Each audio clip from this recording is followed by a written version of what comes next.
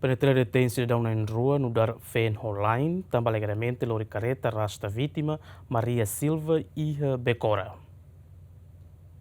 Caso o acidente não acontece e a segunda tukuhitu kalan e a área Becora, tamba problema família ide nia wan mane fo isin rua ba família ide seluk no anveto. Tuir cronologia família rua ne surumalu ia loza Becora no ia momento neba família rua ne aproveita tempo o de husumalu kona ba banira mak atu resolve o asirane problema abe iku sumai hamosu acidente ne. Comandante penetele município dili superintendente Sefi Orlando Gomes chateten polícia detensi de down na en rua ho inicial AP no AB no dar fen online também alegadamente lori careta rasta vítima Maria Silva to cane grave. Caso ne moço tamba entre mane ho feto ne bemaka ola malu mane foti sin rua ba feto quase fulan hitu e depois caso ne la resolve depois inaman sira buka malu para tu resolve la consegue então inaman sira sur malu ia loja Digi Plaza.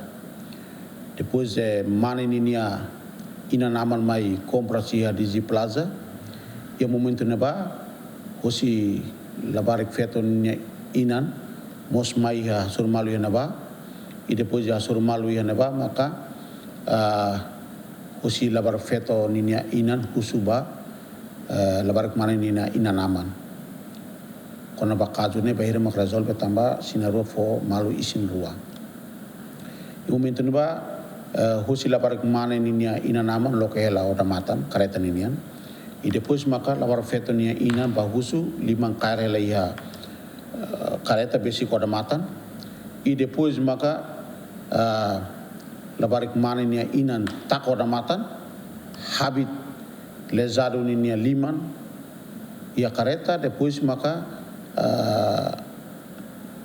ninia katusuan dada kareta halai rasta lezada niniang